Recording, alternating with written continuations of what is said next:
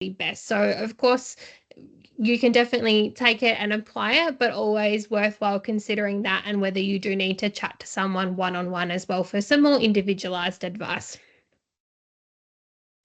So I thought it was probably worthwhile to put a bit of reason as to why I'm here chatting with you. So as Tom mentioned, my name's Danielle Hibbard. I am a dietitian and a sports dietitian, and I have been for over 7 years now. The time has really flown. And I have basically worked in sport and performance kind of nutrition my whole career.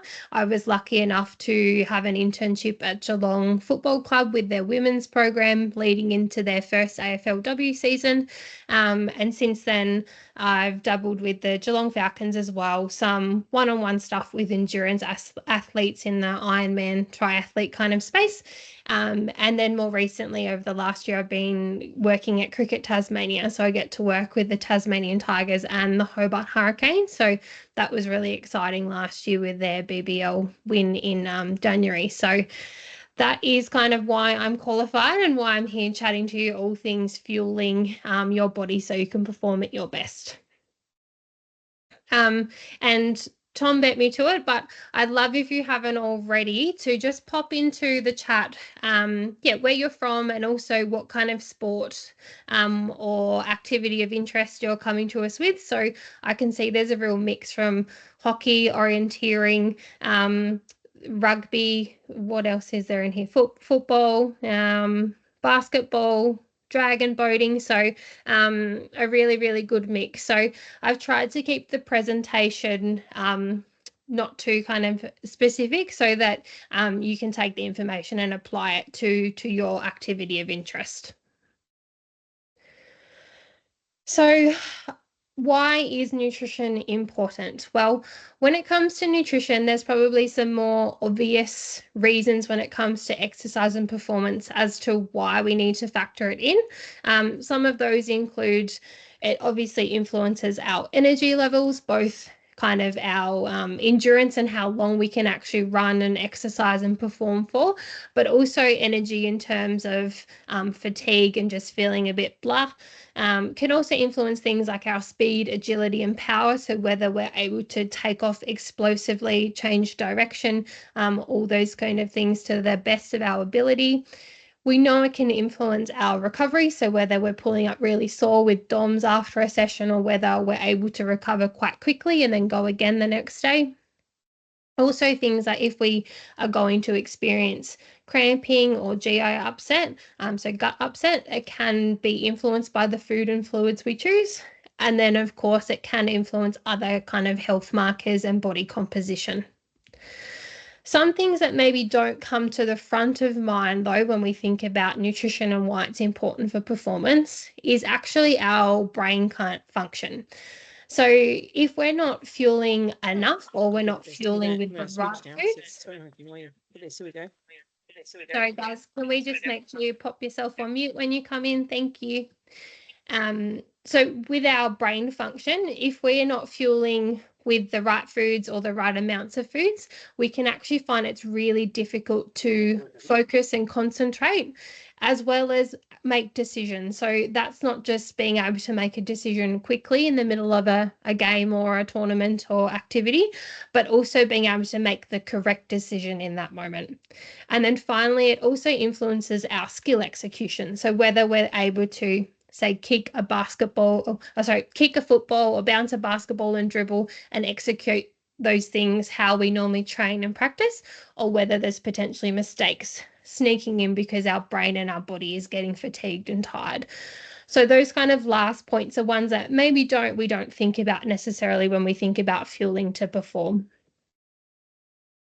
So tonight we're going to cover kind of 4 key areas.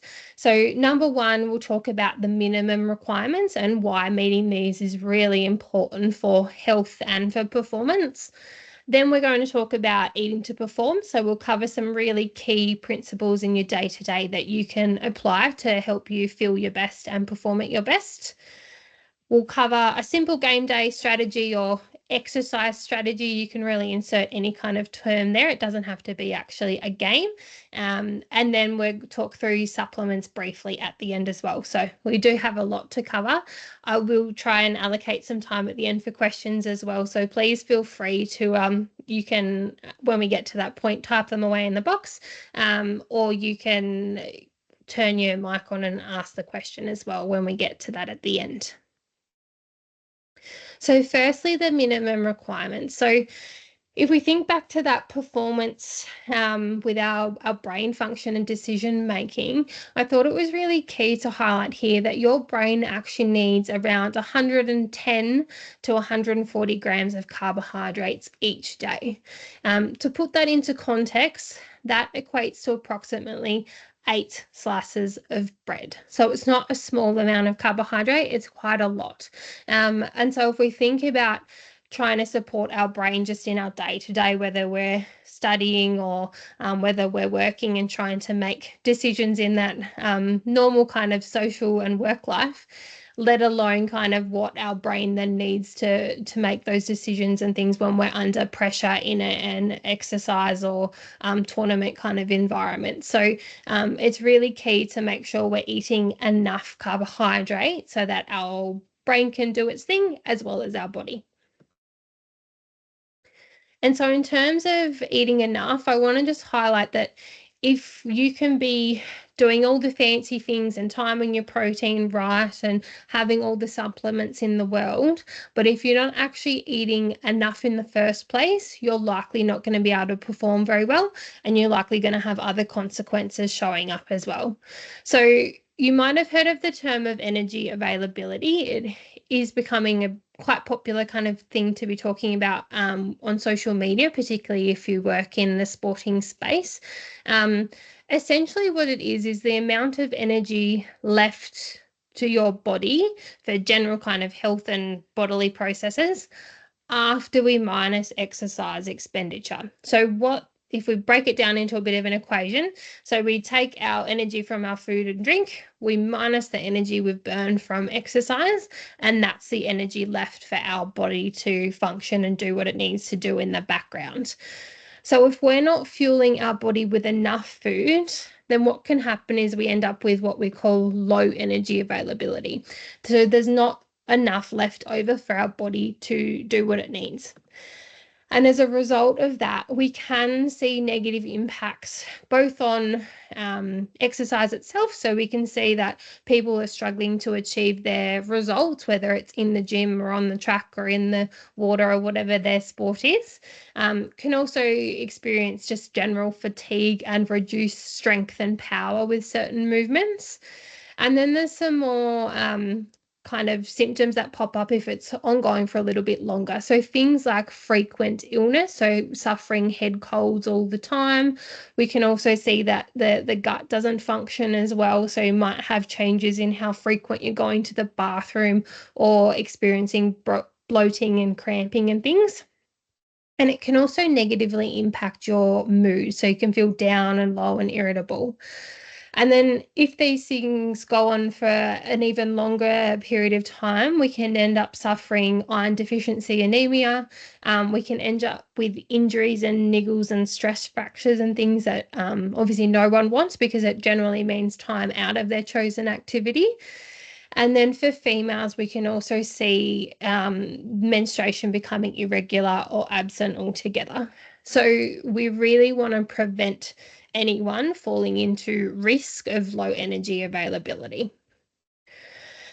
Why that's important is because every week that contains one or more days of modified training, we know there's a 26% reduction in your likelihood of achieving your performance goals. So we don't want that. Everyone wants to be achieving their goals that they're setting. So we basically want to eliminate the chance not eating enough could be influencing that. And so therefore eating enough is crucial. So I'm just going to share a little bit of a snapshot of how much the average body might need. So obviously there's people of all different ages and body shapes and sizes here, but the average 19 to 30-year-old requires around 1,500 to 1,650 calories without factoring in exercise or training. So I've kind of put a bit of a pictorial demonstration of what that looks like, but I know lots of people have maybe counted calories before or have heard it kind of thrown around online, or maybe knows of someone who's done a diet before. And so you can see that 1,500 to 1,650 is much higher than what many people restrict themselves to when they're trying to alter their body shape or size. So it's really, really dangerous if we're going below that kind of amount, which is essentially the minimum. It's not even factoring in when you're doing exercise or training. And obviously everyone's exercise and training looks different, but for most people, if you're doing multiple sports or you're training multiple times per week, those kind of extra calories you are burning add up quite quickly. And when we need to make sure we're factoring that in and eating even more than this. And then with fluid's important to get enough of as well, because that helps our body function its best. So the average person needs 2.1 to 2.6 litres of fluid a day, and that's without factoring in what you lose when you're sweating lots from exercise. So sometimes these numbers are a bit surprising for some people. So just, again, it's not individualized, but just something to think back and reflect to. Alrighty, so eating to perform. So these ones are the three kind of principles that we're going to be talking through. So number one is fueling, and that's fueling your training, but also your day-to-day life. Two is regular protein, because all meals are important with protein. And number three is color and fat, because often we neglect these, but they're really, really important for multiple reasons, which I'll talk to in a minute. So first, fueling. Now, when I talk fuel, I'm talking carbohydrate, and that is because if we think of petrol being the fuel that drives our car, well, carbohydrate is the fuel that drives our body. So it's the preferred energy source for our brain and also for active muscle, so when we're exercising. And so we need to include adequate carbohydrate for our muscles and brains to function at their best. That means if we're wanting to perform at our best, we need to include carbohydrate, particularly before exercise, so that that fuel is available when our muscles and brain require it. And the next part is after exercise. So normally when we think of recovery, most people's brains go immediately to protein, which isn't incorrect, but we also have to think about our muscles don't just stop working. They need that energy supply after they've finished doing their thing, so they can recover faster. So if we're just focusing on the protein and we're missing that kind of refuel, we can compromise their ability to recover faster. Almost like if you'd ran your car till it was on empty and the refuel kind of light was showing. If we don't put fuel in, it's not going to kind of be functioning at its best, and it's going to keep alarming. So we need to top up essentially. We also know that there's lots of bodily functions in the background that require energy. So your lungs, your heart, your liver, all of these things are functioning constantly in the background and are requiring energy. So we need to make sure we're having enough fuel to support those things as well. And so that essentially means we want to make sure we're including carbohydrate or fuel at all our main meals across the day. So breakfast, lunch, and dinner is the goal. Next up is protein. And so protein, as I mentioned, often people think protein, their first thought is to go to a protein supplement, so a protein powder or bar or shake. But I really want to encourage you to think beyond that. So there's many athletes I work with at Cricket Tas, and they don't even use protein powders and shakes. And the reason for that is we know that your muscles actually going through a constant kind of repair, resynthesis cycle.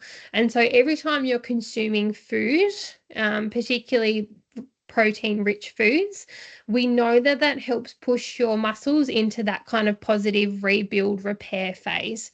Versus if we're going long times without eating protein, then we end up kind of in a negative phase. And the ultimate goal is we either balance the two out, or if we're trying to improve our performance, then perhaps we're trying to push that into a more positive status the whole day, essentially, to help kind of support that lean muscle mass. And so what that means, if we want to keep it in that positive status, then every meal and snack across the day is really important. It's not just that protein powder or shake after our exercise. We need to be including protein regularly at all meals and snacks. One of the reasons for that as well is because if you're an athlete, you have higher protein requirements than someone who's not participating in the same level of exercise. And protein is quite filling. It fills our tummy up and it helps with satiety, so we're not feeling hungry soon after.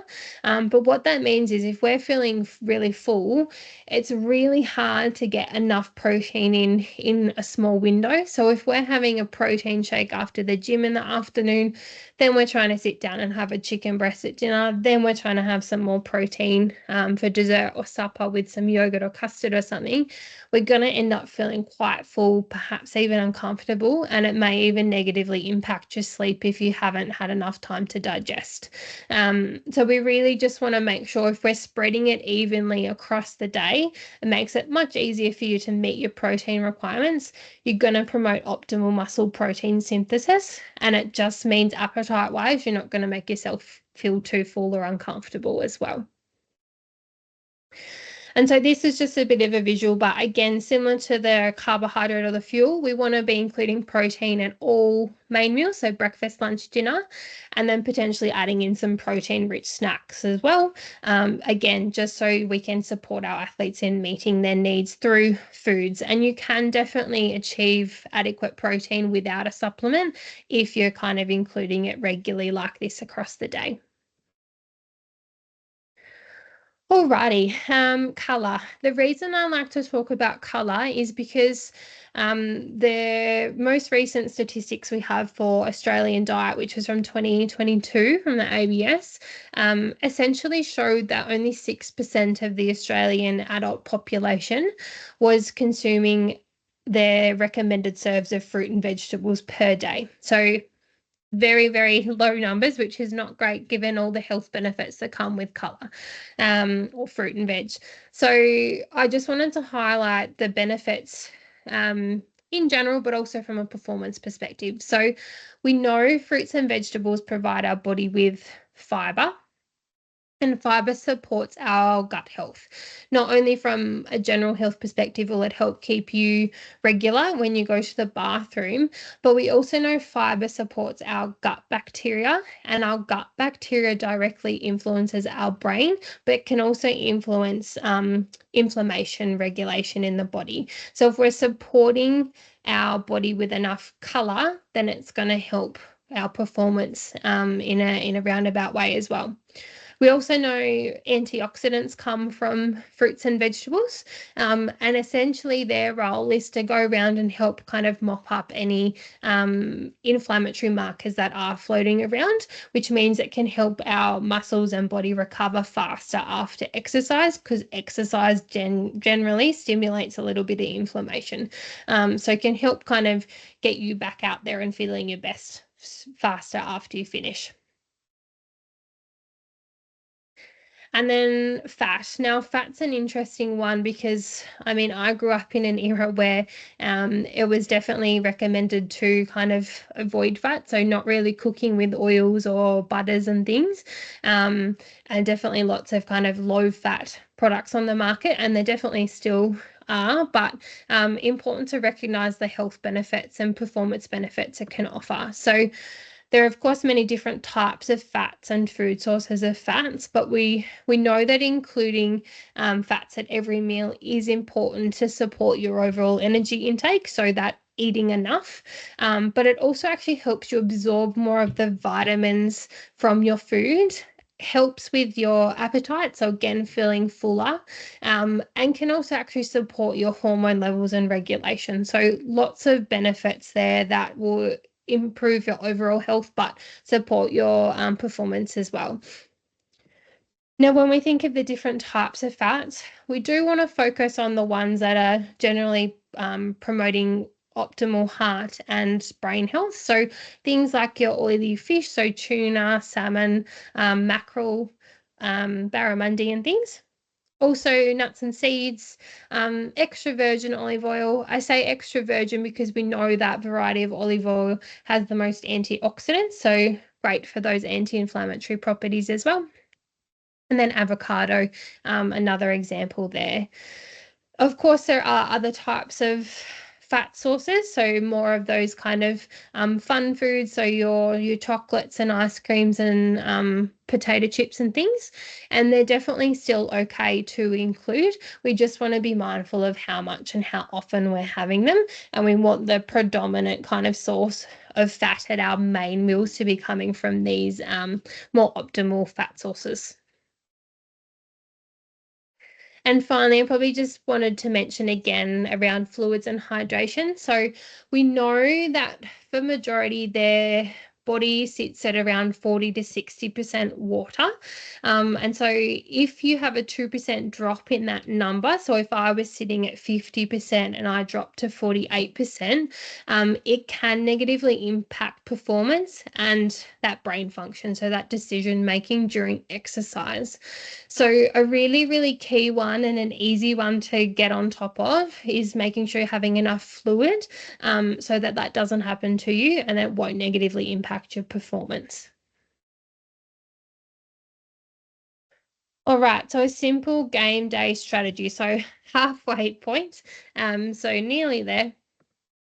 So the simple game day strategy, and as I mentioned, it doesn't have to be necessarily a game. You can apply this to essentially any form of exercise. We just kind of vary the last component, which I'll talk to in a second. So the simple kind of phrase to remember when you're, particularly when you're competing for exercise, is my sports for performance. So from that, we're going to take the M and the S and the P, and that's going to give us the timing for our eating leading into exercise. So the M represents meal, S snack, and P primer. Now, when we're thinking of competition, that primer is definitely applicable. If we're thinking more of just we're training and we're doing a gym session or a training session, basketball, football, hockey, whatever it is, that primer doesn't necessarily need to be included, because while we want to train it up best, we don't really need to be kind of at our peak. So that primer can be kind of left out if we're just going through the motions at training, but definitely want to include it if we're going to be competing and we want to perform at our best and potentially win. So the ideal timing for these, so our last meal leading into exercise, we want to have 3 to 4 hours prior. Our snack 1 to 2 hours prior. And then if we are including a primer, it's 15 minutes prior. So I'll talk through an example in a second, but with all of these meal snack primer, we want the focus to be on fuel, so those carbohydrate rich foods. So I've just done a 2 p.m. game because I figured afternoon time is hopefully somewhere in the middle for everyone with their chosen sport. So normally I suggest working backwards. So with the 2 p.m., our primer would be at around 1:45 p.m. Our snack, then I've taken an hour from that, so still falls within that 1 to 2 hours, so 12:45. And then for our meal prior to this, I've gone with 11 a.m., so that's on the 3-hour side of things. The reason I've done that and not the 4-hour is because it's given me the ability to include a breakfast at 8 a.m., which gives 3 hours between those kind of two meals. So essentially a breakfast, an early lunch, a snack, and then the primer leading in. Some examples of what this might look like. So sandwiches or rolls can be a really great kind of pre-match meal because there's that kind of fuel source. We can still include a little bit of protein and color so that you feel full and you're not going to be hungry in the middle of your exercise, but we can still really focus kind of on that carbohydrate component and not go too heavy on the fibrous stuff so we don't end up with any gut upset or feeling a bit gross. For snacks, there's so many options you could insert here. I've just thrown in a couple of examples. So muesli bars, smoothie, fruit, up and goes like portable flavored milks, all can be great options. You could go more for like a slice of toast or rice cake or something like that as well. And then the primer. Generally for the primer, we really want to pull back on any kind of protein or fats. We really heavily focus on that fuel. You could include fruit if you feel like you've tested it and your tummy is okay with that last minute kind of fiber. So fruit or dates can be an option. Otherwise, if you're someone who does get a little bit of a nervous tummy and doesn't feel like having to digest anything too heavy, you might opt for a gel or some lollies or sports drink or something as well. And then hydration. So when it comes to exercise or match day tournament kind of hydration, unless you're going to be exercising for more than 45 minutes, then water is generally adequate. I will put a little kind of asterisk there and say that if you're exercising in a hot or humid environment, then you might opt for electrolytes rather than plain water or a combination of the two. If your exercise is going to be going for more than 45 minutes, then we definitely want to start trying to include some fuel or carbohydrate during the exercise. So whether that's at halftime or actually if you're on a bike or something and you need to sip away while you're exercising. So that could be sips of sport drink. It could be a moment to have some halftime oranges or a few lollies or something like that as well. But just a little top up so you can keep going for the rest of the exercise so that our muscles and our brain have that ongoing fuel. If we're pushing longer than 45 minutes without topping up, we're going to risk the fuel essentially running out, and that's when we can start to see some of those negative performance outcomes. And then for post-exercise, we want to kind of remember the 4 R's and apply these as much as possible. So the 4 R's are refuel, repair, rehydrate, and revitalize. Essentially what that equates to. So we refuel with the carbs. As I mentioned already, we need to replace what we've used. We don't want to leave our petrol tank on empty. This is going to help support your body in recovering faster. Particularly important if you might be playing multiple games or if you're kind of in a tournament situation where you need to get up and go again the next day as well. Repair is that protein, so we want to include that 20 to 30 grams to help support our muscles recover from their exercise stimulus and that growth and adaptation. Fluid, so when we lose sweat, we need to have 1.5 times the amount lost to rehydrate essentially. So it can be quite a lot. So if you lose 1 litres worth of fluid, then you have to drink 1.5 to rehydrate. So sometimes including some electrolytes here can be a good idea if we're trying to rehydrate quickly. Again, kind of if we have those multiple games or a tournament setting where we need to make sure we're really on top of that hydration level and we don't risk that dehydration and the negative performance outcomes. And then revitalize. So the colors popped up again. So ideally including some fruit and or vegetables in that recovery meal, because that is going to help support your immune system. We know that when you exercise, particularly for a long amount of time, your immune system does drop. So if we have some of the antioxidants from our fruits and vegetables, going to help support our immune system and just help with the general inflammation that comes with exercise as well. And important to just keep in mind that while we'll often kind of focus and think of that immediate recovery snack or meal and tick all those boxes, recovery for the body actually can take 24 to 48 hours, depending on the type of exercise and intensity and duration. So it's really not just ticking those 4 hours in that immediate meal. We need to keep making sure we're ticking them off for the next day, essentially, in all our meals and snacks, so we can recover and go again and perform at our best ongoing. This is sometimes where you'll see people kind of being a really bit hit and miss with their sessions, and they might have really good ones, say coming off a weekend or something. So Monday and Tuesday are always easy, but then by the end of the week, the body's sore and not feeling like you can perform as well. It could be because your recovery isn't quite up to par during the rest of the week. All right, and the final topic will be supplements. So, I'd love to just get a quick idea in the chat, if you're happy to share, is whether you currently take supplements, or perhaps if you're here learning about, if you're a coach and you're here to on behalf of your athletes, or if you're a parent or whatever, maybe just popping in whether it's a yes or no, whether there's something that your athletes do partake in or not. I'll just have a quick drink while people are sharing that.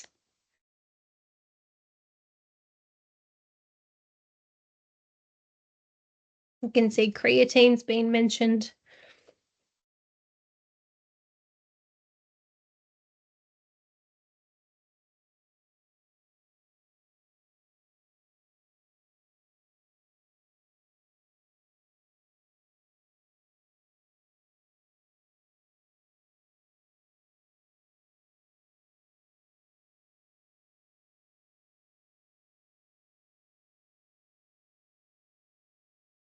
No one else for supplements, that's okay. So I've got creatine, small amount, and then no, I don't use any. So we'll talk through kind of the role of supplements and when or why we might consider them. So essentially, supplements are defined as a thing that's added to something else to enhance or complete it. So based on that definition, it's definitely not something you have to be including. It's really, I like to promote it almost like the cherry on the cake. So if we think about that kind of eating enough and our nutrition kind of principles being the cake or the muffin in this picture, then our kind of game day, so meal, snack, primer and hydration strategies and things being the icing or the cream, and then the supplements really are the cherry. So if we're not kind of getting those foundations right, and we're just kind of eating a whole heap of cherries, it's not going to have us performing at our best. So there's kind of 3 situations where we might consider a supplement. So the first one is we're not able to have an adequate amount in our diet. So an example would be someone suffering iron deficiency, and that could be because they might have celiac disease or something impacting their ability to absorb iron from food, or perhaps they don't really enjoy red meat, so they're just more at risk of iron deficiency because of that dietary preference.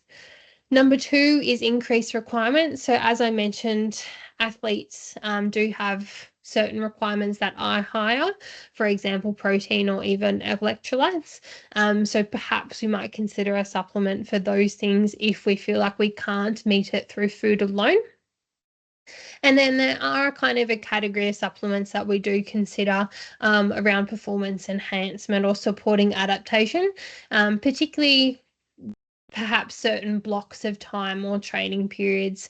So, for example, at the moment, my cricket players are in pre-season, so some of them are taking certain supplements to help get the most out of their current training block. That would just be one example. But when it comes to supplements, we really want to refer back to the AIS supplement framework. So essentially, it's kind of the governing body, and it tells us which supplements are safest and what the research actually supports. So essentially, we only want to be choosing supplements if they fall into group A or B. Group C or D do not have the scientific support that they actually make a difference. And if anything, they might actually be associated with more harm because the products that they're found in are often contaminated, or they might have banned substances that are listed on the WADA website. So if you're an athlete that gets tested, they could actually be really risky to be consuming. So group A essentially is the gold standard. It's the group that has the strongest scientific evidence supporting their use. They are permitted and safe for use in sport, and safe as long as you're aware what to be looking for when you're choosing a certain brand or product. And so the products or the supplements that sit into this category, so there's three kind of subcategories. We have our medical supplements. So they are things like your iron, vitamin D, calcium, and zinc. So more of those supplements we associate with potentially having a deficiency, or perhaps if you had poor dairy intake and you weren't getting enough dietary calcium and we wanted to support your bone health, then you might look at a calcium supplement, for example. Our sports foods sit there, so all your sports drinks, gels, bars, lollies and things. Electrolyte replacements, so your Hydrolyte and Level Up and equivalents, and then your protein powders and things as well. And then we have more specific of those performance enhancing or adaptation supplements. So caffeine, creatine, glycerol, dietary nitrate or beetroot juice, beta-alanine, and sodium bicarb. So there's actually quite a big list here, really. Really depends on the type of exercise as to what might be of benefit or not, and that's where I guess a one-on-one consult is sometimes worthwhile, because you'll be able to discuss that with the dietitian. They'll be able to tell you what would actually be beneficial for your chosen activity. And then the category B essentially is there is some emerging evidence, but they still want further research before they can kind of recommend and move it into group A. So definitely can consider use of these supplements, but generally it's under those research settings or in a case-by-case situation where you're actually being monitored regularly by a dietitian or doctor to make sure that the supplement's achieving the desired outcome. And so the supplements that sit in this category, so we've got food polyphenols, which, essentially fruit-derived polyphenols, and then antioxidants like vitamin C. We have a group of supplements that they're called Tastens. Essentially, they're products which interact with the kind of nerves and that oral sensory component and send signals to our brain. So that's things like pickle juice, methanol. So those kind of signals to the brain can provide potentially benefits from a performance perspective. So, for example, the pickle juice being quite salty can help kind of interrupt the nerve kind of signaling from our brain and help relieve cramps. And then there's kind of an other category. So there's a lot that sits in there. So your collagen, fish oils, carnitine, curcumin, eggshell membrane, ketone supplements, multivitamins, N-acetylcysteine, and pro and prebiotics. And so essentially with these AIS categories, they do review them quite regularly and they'll move things around based on where the evidence is sitting. But these are kind of, we want to go off these category A and the category B list, and we don't want to go for anything in the category C or D. So you can head to the AIS website to read more about these. They often have fact sheets associated with each of the specific supplements as well, so you can read up on them a little bit more. In terms of purchasing safe supplements, ideally we want to always do our best to purchase a supplement that's been batch tested. So looking for the Inform Sport logo, which is the yellow, orangey, black one, or the Hasta logo, which is the white, blue, and black. Essentially what that means is they've tested the product to make sure there's no kind of nasty or trace substances, particularly, again, important if you're an athlete who may be tested as part of your sport, because this is giving you peace of mind. While it's no guarantee, it's definitely peace of mind that there's nothing untoward in your supplement that you don't know about. All right, so take-home points. So firstly, we need to remember that for your body to feel its best and perform at its best, you need to be eating enough. Your brain requires over 100 grams of carbs per day without factoring in your exercise needs. So we need to be fueling our bodies with the right amount of food as the first kind of starting point. Once we're eating enough, then we can be strategic with our fuel and making sure we're including it not only across the day, but also sandwich it around exercise to help fueling pre and then recovery post. We want to make sure we're getting protein at all our meals and snacks. And then those colour, fat, and fluids are equally as important in adequate amounts across the day. 3, we can remember that My Sports Performance will help us with our fueling into exercise. So that meal 3 to 4 hours before, snack 1 to 2, and that primer 15 minutes before, leading into competitive exercise. And then we can apply the 4 R's of recovery. So refuel, repair, revitalize, and rehydrate, and make sure that we're staying consistent with those over the next 24 to 48 hours so that the recovery process is supported the whole time and not just in that immediate meal. And finally, supplements should only be considered once we've ticked off 1, 2, and 3, and we can use that IIS supplement framework, so focusing on groups A and B, to help us choose which ones we might consider, and then always aim for those batch tested products, and highly recommend just having a chat with the sports dietitian or sports doctor first, so they can point you in the right direction if you are looking for anything to help performance-wise. So as Tom mentioned, this is the first session of 4. So next week, I'm talking more specifically about nutrition for junior athletes, because there are a few kind of extra key considerations we can include for our junior athletes. So if you haven't registered and you'd like to, the QR code is here, which will take you to the website. Otherwise, yes, of course, you can head to the Clubs TAS Facebook page, and they have the link there where you can click on as well. And then, time for questions. I have got the QR code there that will take you to my Instagram page. So that's where I share a lot of recipes and fueling tips and lots of information. So feel free to go along there if you want some extra kind of information ongoing. But yeah, hopefully I get to see you all again next week for the junior session. Otherwise, we'll open the floor to questions. So please feel free to write them in the chat, or if you want to, you can raise your hand and we can turn mic and video on and you can ask away as well. I can see there's already a question here around pre-fueling for a swimmer. Early morning, yes. That's funny you say that, because I used to swim when I was a teenager, and it is a very early morning, and I can't say I was always the best at pre-fueling. So yeah, it's often we probably won't get that ideal meal snack in.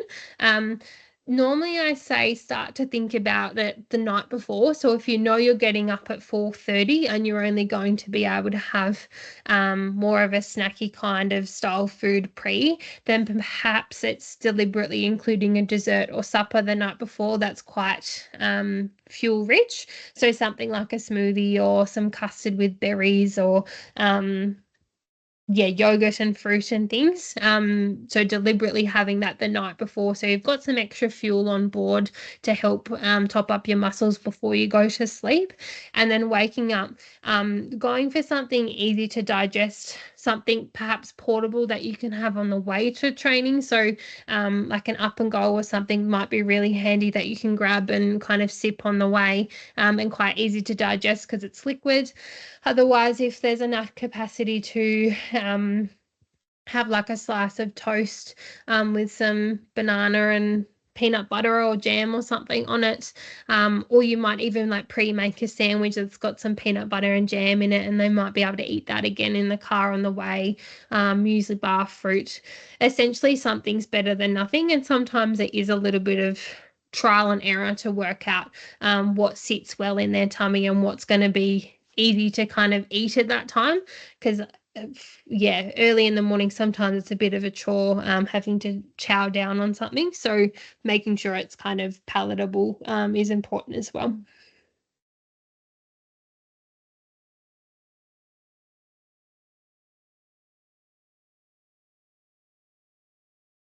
Any other questions? I can't see any hands raised, but please feel free to unmute or turn your camera on or type away in the question box. Hopefully that means I've answered everything and you're all swimming with information.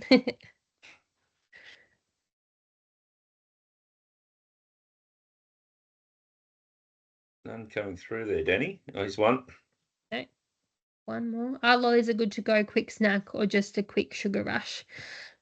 Yeah, it's an interesting one. So normally I'd encourage reflecting on kind of timing and what we think is driving us towards the lollies or the chocolate or whatever the food is. So in terms of a snack, if we're actually hungry, we want to make sure it's going to satisfy our hunger. So ideally we want to include some sort of kind of color for the fiber or some protein so our tummy feels full and satisfied. If we're reaching for lollies and we find that we're not actually hungry but we're feeling a bit fatigued and we need a bit of a pick-me-up, often that's kind of a reflection that maybe we're not eating enough earlier in the day.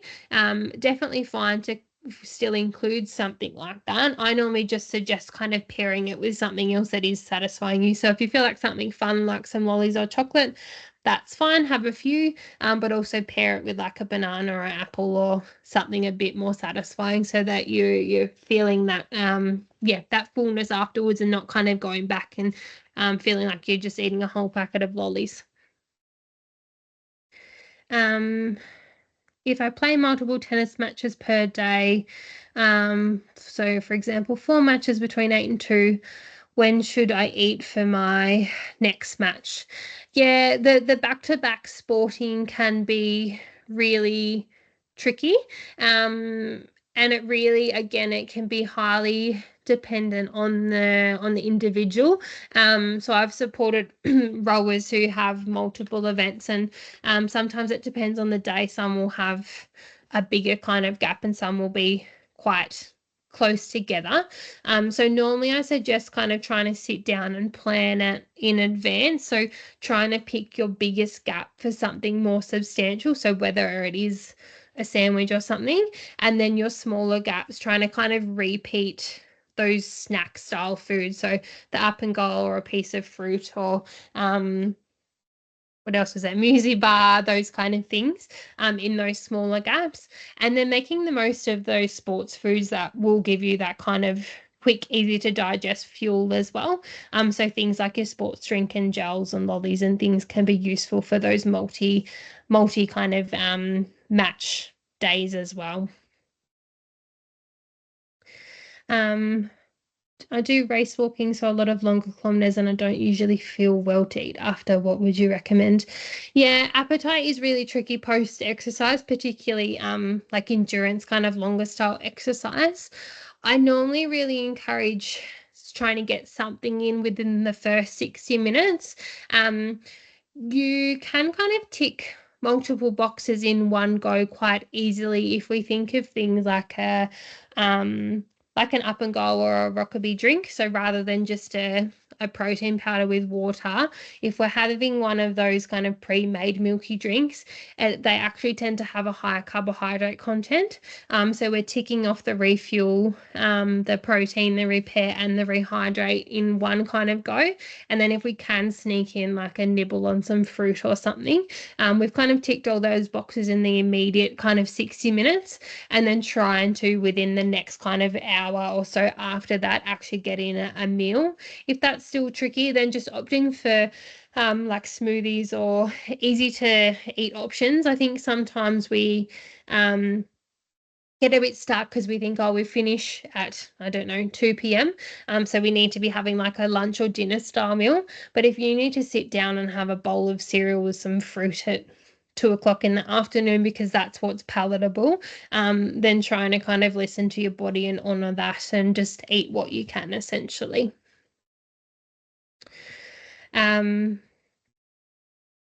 Yeah, so spreading the fueling load over a full day netball carnival with games every hour. So kind of similar to what I mentioned with that tennis tournament style with multiple matches in a day.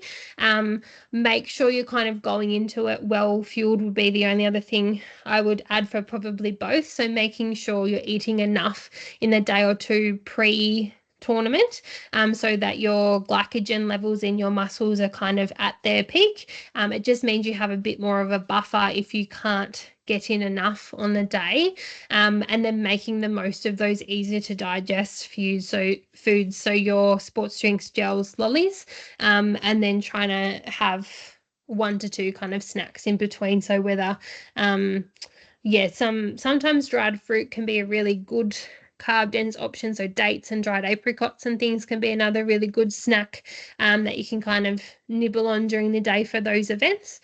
Otherwise, your muesli bars, up and goes, and things like that as well. And trying to make the most of, if there is any bigger gaps, to have something a bit more substantial. The best, most efficient go-to protein sources for a vegetarian. It's an interesting one. I mean, the probably go-to I would normally recommend would be soy-based products, so like tofu or soy milk and things, just because so with protein, there's lots of different kind of, I almost think of it like a necklace. So they come in different chains, and there's different kind of amino acids would be like the links. We know that most plant products don't have all the essential amino acids we need to get from food that our body can't make on its own, except soy products do. So normally I encourage trying to get enough kind of soy products in if you are vegetarian to help get that full amino acid profile. Otherwise, your like legumes, lentils, baked beans, those kind of that family, the pulse family, can be really great as well. We just need to make sure with those, like if we're just having that, because they're a double whammy and they sit in the protein group and the vegetable group, because they've got fiber with them, sometimes they can be quite filling. So to get a decent amount of protein can be quite tricky from an appetite perspective.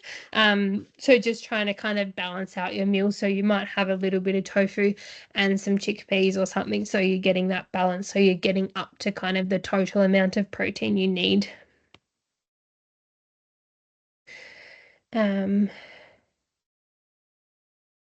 Protein per kilogram body weight, 0.8 being standard, but 1.2 being more realistic. Yeah, so the 0.8 is the general recommendation for adults not participating in exercise or athletes. Most people eat more than that. So I think the average Australian would easily eat over 1 gram per kilo. the range for athletes actually really varies. So it can be anywhere from 1 to 1.2 up into the kind of 2 grams per kilo. It really depends on the type of exercise and sport you're participating in. Yeah, for the most, I would say between 1.2 to 1.5 is adequate. It's just some kind of extreme situations like bodybuilding, weightlifting, you might go higher than that. But generally for most athletes, 1.2 to 1.5 would be sufficient. During surf carnivals, it's really tricky to get enough food into athletes as carnivals go all day. What do you recommend? Yeah, it can be really tricky. And I think the other thing with carnivals is like they're a very social, loud, kind of can be quite an overstimulating environment. So eating is often not on someone's mind, particularly if they're focusing on exercise of their chosen or surfing, and their brain's quite kind of preoccupied or stressed or maybe a little bit nervous. It's not going to tell you it's hungry. So what I normally say there is make sure it's available and in front of them, because they're more likely to even just be picking and grazing at it if it's in front of them. And then maybe some regular reminders. So trying to make sure to remind them every couple of hours to have something to eat.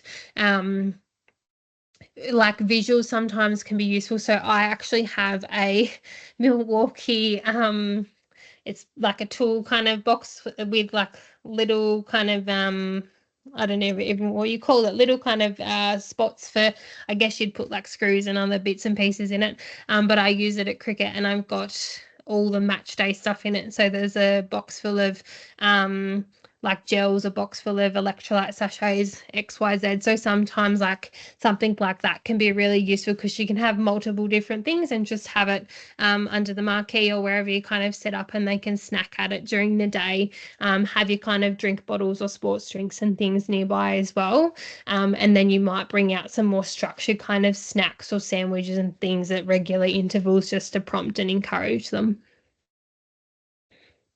So hopefully that's helpful, and I think I've answered everyone's questions. So look at us go.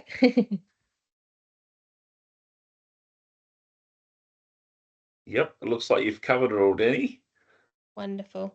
Yeah, what a fantastic presentation. Thank you so much for that. I hope everyone enjoyed that. There's a lot to take away from that as well. So thank you for your time, Danny, and hopefully we'll see everyone again next week. And what did we say next week was? It was Nutrition for Juniors. So feel free to check out on our website or Facebook page, and feel free to encourage others to join as well. So back here Monday next week. Thanks, Danny. Perfect. Thanks, Tom. I'll see you then. Great. Thank you.